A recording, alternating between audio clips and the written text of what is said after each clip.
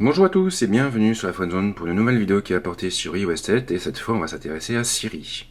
Alors pour accéder à Siri, deux façons, soit on prend le téléphone et on le porte à l'oreille, mais ça faut activer l'option dans les paramètres, soit on appuie pendant quelques secondes sur le bouton Home.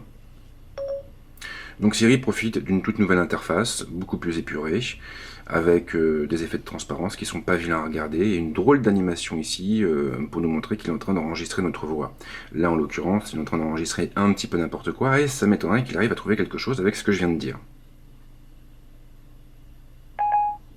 Il va quand même essayer. Brave petit. Voilà, donc alors ce qu'on peut remarquer, c'est que là, automatiquement, comme il n'a pas compris ce que je disais, il m'affiche des résultats en provenance d'Internet. Ce qui est intéressant, c'est que Siri intègre désormais Bing et non pas Google. Donc à chaque fois, on a une carte qui nous permet bien d'avoir les différents résultats, les différentes informations liées. On a pas mal de commandes vocales, donc on peut voir on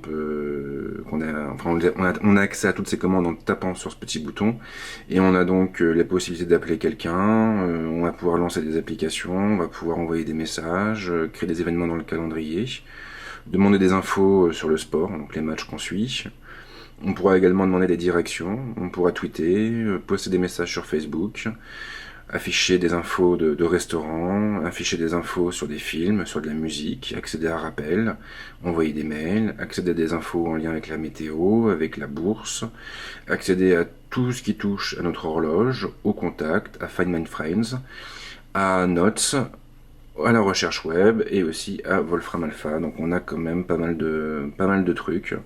Si on veut avoir plus d'infos sur les différentes commandes, tout ce qu'on a à faire, c'est appuyer sur la ligne qui nous intéresse, et là il nous sort quelques exemples pour nous guider avec les instructions vocales. Alors là évidemment toutes les instructions apparaissent en anglais, c'est un petit peu dommage, mais ça marche quand même en français. Donc là je vais essayer par exemple de lui demander de lancer Facebook. Lance Facebook. Je ne vois pas cette app. Frédéric. Mais alors évidemment si j'ai pincé l'application, ça ne marchera pas. On va essayer avec Twitter. Lance Twitter.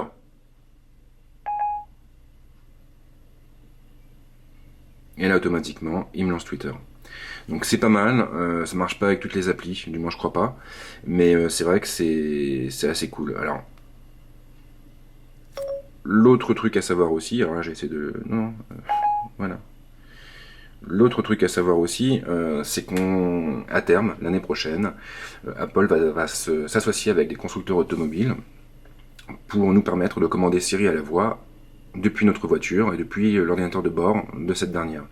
Alors, je sais pas trop comment ça va marcher, ça marchera pas avec tous les modèles forcément, mais disons que l'objectif d'Apple, c'est vraiment de pousser un maximum son assistant vocal, et c'est vrai qu'en l'occurrence, un assistant vocal, on en aura surtout l'utilité en voiture, faut bien l'avouer. Après, sinon, au niveau des voix, donc comme vous le savez sans doute déjà, sur cette nouvelle version de Siri, on pourra changer de voix et passer d'une voix masculine à une voix féminine. En l'occurrence, sous la première bêta, la fonction n'est pas encore disponible. C'est bien malheureux, mais c'est comme ça. Et puis, donc, au niveau des commandes vocales, bah, je crois qu'on a quand même 2-3 trucs en plus. On a aussi, au niveau de la Wikipédia, on va pouvoir afficher des fiches en provenance de la Wikipédia. Je me rappelle plus de la commande vocale, mais ça va être possible. Donc après, je pense en revanche qu'à terme, Apple devrait ouvrir la porte aux applications tierces. Ce sera la seule solution de toute façon pour pousser Siri face à la concurrence et lui permettre de séduire plus de Movinote. Donc voilà pour cette vidéo succincte sur Siri. Comme vous pouvez le voir, ça marche plutôt bien. Bon, des fois il comprend pas trop, ça dépend des bruits ambiants, mais c'est vrai que j'étais quand même assez surpris par sa réactivité. Je le trouve beaucoup plus réactif que sur la version précédente. Voilà, mais écoutez, c'est tout pour l'instant, et je vous dis à très très vite sur la Friendzone avec d'autres vidéos qui porteront sur iOS 7. Ciao!